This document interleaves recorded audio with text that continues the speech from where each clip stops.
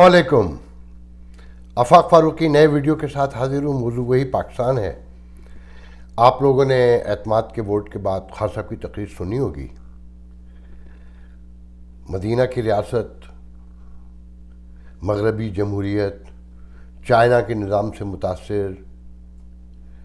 मैं तो नहीं, आप लोग सोचिएगा, ख़ासकर जो खान साहब के सपोर्टर हैं, वोटर हैं, जो इश्क में मुब्तला हैं।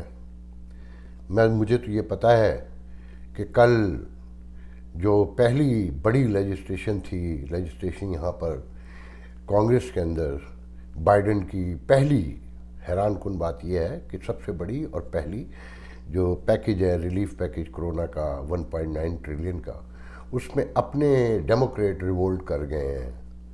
और वो $15 वेजेस से लेकर और उसकी मुद्दत, जो अनएम्प्लॉयमेंट इंश्योरेंस है, उसमें जो पैसे हैं, उस पर अपने साथियों ने रिवोल्ट कर दिया है। मगर कहीं पर बाइडेन ने ये नहीं कहा कि मेरे साथी बिक गए हैं, रिपब्लिकन ने ख़रीद लिए हैं और जमहूरियत को ख़तरा लाहक हो गया है। फिर जो उन्होंने धमकियां दी और वही लहजा और वही तरीक़ा। ये एक ऐसा लीडर है जो 1,60,00,000 वोट लेकर आया है और जिसकी मुखालफत में 3.5 करोड़ से ज़्यादा वोट पड़े हैं। मगर वो कहता है कि पूरा समाज मेरे साथ है। वो सेनेट के इलेक्शन में हार जाता है, उसके अपने साथी स्टिंग ऑपरेशन करते हैं जो गैर कानूनी है, और आज उन्हें शाबाश देता है कि तुम्हारे वीडियो बनाने से हमारे बयानियों को तक़वियत मिली। वो अपने 20 साथी पहले निकालता है चोरी के इल्ज़ाम में, मगर उनके ख़िलाफ़ कोई कार्रवाई नहीं करता। वो सेनेट के चेयरमैन के इलेक्शन में 14 वोट डरा के, धमका के, ख़रीद कर, लालच देकर लेता है। मगर वो जायज़ है क्योंकि वो रियासत मदीना का वारिस है। मुझे तो हैरानी होती है कि काश उसने पीरी मुरीदी के अलावा, तस्बीह पकड़ने के अलावा फ़तेह मक्का पढ़ ली होती, उसने सुलह हुदैबिया पढ़ ली होती, या सिविल वार के बाद इब्राहिम लिंकन की तकरीर पढ़ ली होती, या इलेक्शन के ओथ की तकरीब से बाइडेन के ख़िताब को सुन लिया होता, या इलेक्शन से पहले बाइडेन की पेंसिल्वेनिया में तकरीर सुन ली होती। तो उसे पता होता कि लीडर कैसे होते हैं और जमहूरियत कैसे कंटिन्यू करती है, या इस्लामी तालीमात क्या कहती हैं। सब कुछ बहुत अजीब हो रहा है। और फिर एतमाद का वोट लेने के बाद जब खान साहब तकरीर कर रहे थे, जो पहाड़ जो हो रहा था, जिस तरह अपोजिशन के अरकान जो पार्लियामेंट की हदूद में थे, एक मॉब उन्हें मार रहा था, पीट रहा था, ख़वातीन की बेइज्जती कर रहा था, तो मुझे 6 जनवरी याद आ गया। मगर आज 6 मार्च था। कितना मिलता जुलता है कि झूठ और नफ़रत की 2 मशीनें, एक चली गई और एक झटके खा रही है। मेरा यकीन कामिल है कि जिन्होंने आखिरी रात सेनेट के इलेक्शन में 20-25 वोटों में से 16 रहने दिए और बाकी डरा के धमका के भगा दिए थे, उन्होंने अपने मकासद पूरे किए, क्योंकि वो अभी इस सिस्टम को चलने देना चाहते हैं। मगर बग़ैर बुज़दार के, केपी के वज़ीर आला के बग़ैर स्टूल जो बिठाए हुए हैं, क्योंकि हुक्म तो बनी आला से चलाना होता है ना। आज़ादी, जमहूरियत और लोगों को मौका नहीं देना है कि मैं अक़ल कुल हूँ, मुझे सब कुछ पता है। और फिर फवाद चौधरी का जो लहजा तब्दील हुआ है, जो उसमें जो एकदम दोबारा से अक़ीदत आई है, मुझे पता नहीं, कहीं शुबा है कि वो पंजाब के नए वज़ीर आला होंगे। मगर ये तो तय है कि बुज़दार तो गयो, कोई माने कोई ना माने, ये आने वाले चंद दिनों में पता चल जाएगा। बहुत हैरान कुन हो रहा है जो कुछ हो रहा है कि कोई समझ, कोई सियासत, कोई मसलहत, कोई सूझबूझ, किसी दानिश का कहीं कोई वजूद नहीं है। ये मुमकिन है कि जो इत्तेहादी हों वो भी ज़बरदस्ती के हों, अंगूठा गर्दन पे रख कर उनसे वोट लिया जाता हो। खालिद मकबूल सिद्दीकी की तकरीर एतमाद के वोट के बाद अगर आप लोगों ने सुनी हो कि हमने तो हर मौके पे साथ निभाया, मगर हमें क्या मिला? वादे, झूठे वादे। हमारे 100 लोग लापता। किसी रियासत में 100 लोग लापता हो सकते हैं?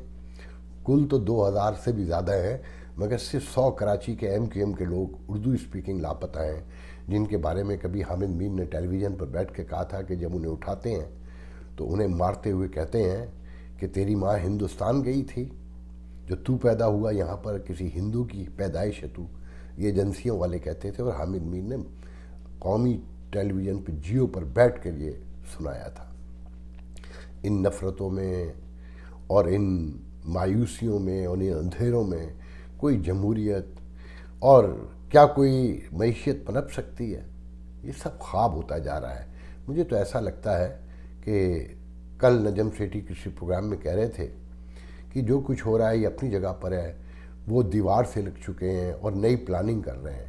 वो नई प्लानिंग यही है, जिस तरह से वो पोस्टें भेज रहे हैं, इन सियासतदानों के ख़िलाफ़ नफ़रत भड़का रहे हैं, शायद उन्होंने कहीं, मेरा शुबा है कि कब्ज़ा करने का प्लान बना लिया है। कि चीन भी यही चाहता है, कि खां साहब भी तो यही चाहते हैं ना कि चीनी निज़ाम हो, तो फिर चीनी निज़ाम खां साहब के हाथ से तो नहीं चलेगा, उनके थ्रू चलेगा जो हमेशा से चलाते रहे हैं।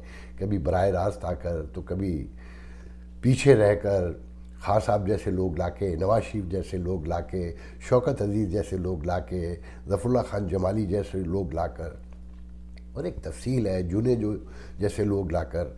मगर हैरान कुन बात यह है कि वो जिसे लाते हैं आखिर में रिवोल्ट करता है। खां साहब आधी तो रिवोल्ट कर चुके हैं कि फैज़ हमीद से मिल चुके हैं पिंडी के ख़िलाफ़। बहुत सारी बातें हैं जो अच्छी नहीं लगती करते हुए कि वाकई नेशनल सिक्योरिटी, नेशनल इंटरेस्ट पर ज़रबें पड़ती हैं, दुनिया फ़ायदा उठाती है। मगर हमारे मुहिब वतनों को समझ में नहीं आके दे रहा कि ये खेल क्या हो रहा है और इसका अंजाम क्या होगा। भारत फिर खामोश हो गया है, खामोशी से अपने उसने बॉर्डर पर सीज़ फायर का आपसे मुआहदा कर लिया कि जिसके लिए आप ख़ुद बहुत बेचैन थे, और वो अपने कामों में लग गया है। कश्मीर कहीं पीछे रह गया। और मैं तो ये समझता हूँ कि कश्मीर को गायब करने के लिए, लोगों के जहन से महव करने के लिए ही शायद ये सारे ड्रामे रचाए जा रहे हैं। अब कहते हैं कि हफीज़ शेख इस्तीफ़ा नहीं देगा, वो इलेक्शन हार गया, उसके पास कोई कॉन्स्टिट्यूशनल मैंडेट नहीं है अब, मगर वो कंटिन्यू रहेगा क्योंकि IMF के कर्ज़ लेने के लिए और कर्ज़ देने के लिए तो उसूल है, मगर कब्ज़ा जारी रखने के लिए, जैसे अंग्रेज़ हुआ करते थे ना, बरतानिया कभी अपने तरीक़े से हिंदुस्तान पे भी कब्ज़ा करता था और मिडिल ईस्ट पे भी कब्ज़ा करता था, दुनिया भर में कब्ज़े थे, मगर वो सब जायज़ थे, बंदूक के ज़ोर पे, ताकत के ज़ोर पे। अब उसूल वज़ा करनी है कि कर्ज़ इस शर्त पे देंगे और इस शर्त पे वापस लेंगे, वहाँ कोई बार्गेनिंग नहीं होगी। तो हफीज़ शेख अब तो साबित हो गया कि अगर वो कोई बाअखलाक आदमी होता, कोई बाकिरदार आदमी होता, तो ये कैसे मुमकिन है कि वो इलेक्शन भी हार जाए मगर वो कंटिन्यू करेगा। किस मुंह से करेगा, कैसे लोगों से आंखें मिलाएगा, ये बड़े सवालात हैं। और कि PTI के कारकुनों ने आज जिस अक़ीदत का मुज़ाहरा किया है, बख़ुदा मुझे क्यूनन के साथी नज़र आए, सारे के सारे, जिनके ख़िलाफ़ अदालतों में यहाँ मुकदमे चल रहे हैं। और यहाँ तो कहा जा रहा है कि वो जो मॉब था उसे रियासत ने एक स्ट्रेटजी के तहत बाहर निकलने का मौका दिया ताकि उनके चेहरे पहचाने जाएं, उन्हें कानून के कटहरे में ला के खड़ा किया जाए। अब एक एक करके सब कानून के यहाँ कटहरे में हैं और कुछ भागे हुए हैं, उनकी तलाश जारी है, वो भी आ जाएंगे। कि यहाँ कल एक कांग्रेस वूमेन ने रिपब्लिकन जो कांग्रेस मेंबर ने उनके ट्वीट्स दिखाए, उनके सोशल मीडिया पे बयानात दिखाए कि वो कैसे आग लगा रहे थे। और वो कुछ तो ये कह रहे थे नेक्स्ट 48 आवर इंतहाई हसास है इस मुल्क के लिए। बिल्कुल ऐसा लगता है उनके ट्वीट्स देखकर जैसे इन्हें सबको पता था कि वाशिंगटन में 6 जनवरी को क्या होने जा रहा है। तो शहबाज गुल ने जो बयान दिया मरियम औरंगज़ेब पर हमले के बाद, एहसन इकबाल पर जूते मारने के बाद और मलिक मुसद्दिक को पीटने के, थप्पड़ मारने के बाद, कि अपोजिशन वहाँ गई क्यों? मतलब पार्लियामेंट की हुदूद में मॉब को आने की इजाज़त है मगर मेंबर पार्लियामेंट नहीं जा सकता। यह है जमहूरियत आपके मुल्क में। आप लोगों को सोचना होगा। मुझे समझ नहीं आ रहा मैं मज़ीद क्या कहूँ। इस मैंने कहा ना कि बुज़दार तो गए और KPK के वज़ीर आला भी गए। आप इनकी जमहूरी इक़्तिदार देखिए, रियासत मदीना के नारे और इनके उसूल देखिए कि सेनेट में अक्सरियत खो चुके हैं। आपको सबको पता है मैं क्या कहने जा रहा हूँ कि सेनेट में अक्सरियत खो चुके हैं। पहले भी जो चेयरमैन बनवाया डरा के, धमका के, ख़रीद के, मगर वो सब जायज़ था। मगर अब फिर सेनेट के चेयरमैनशिप और डिप्टी चेयरमैनशिप के लिए सामने आ रहे हैं, तो इसका मतलब है आप फिर वोट खरीदेंगे ना, फिर डराएंगे, फिर धमकाएंगे, अदरवाइज़ आप कैसे ले सकते हैं। वो 53 हैं, आप 47 हैं। मगर खान साहब सलाम है आपको कि डटे हुए हैं आप, चोर हैं, सब चोर हैं। ये बिल्कुल ऐसे ही है कि एक चोर जिसके हाथ में थैला पकड़ा हुआ हो चोरी का, और वो सामने वालों से कहे कि तुम चोर हो, ये थैला तुम्हारा है, मेरा नहीं है। नकब का सुराख भी सामने हो, दीवार में लगा हुआ, घर वाले भी हैरानी से शक्ल देख रहे हो कि ये हमारे सामने चोरी की है और ये हमसे कह रहा है कि हम चोर हैं। तो खान साहब थोड़ा सोचें, काश आपने मगरबी जमहूरियत को पढ़ना, देखना, समझना तो बड़ी दूर की बात है, थोड़ा पढ़ ही लिया होता, थोड़ा सा।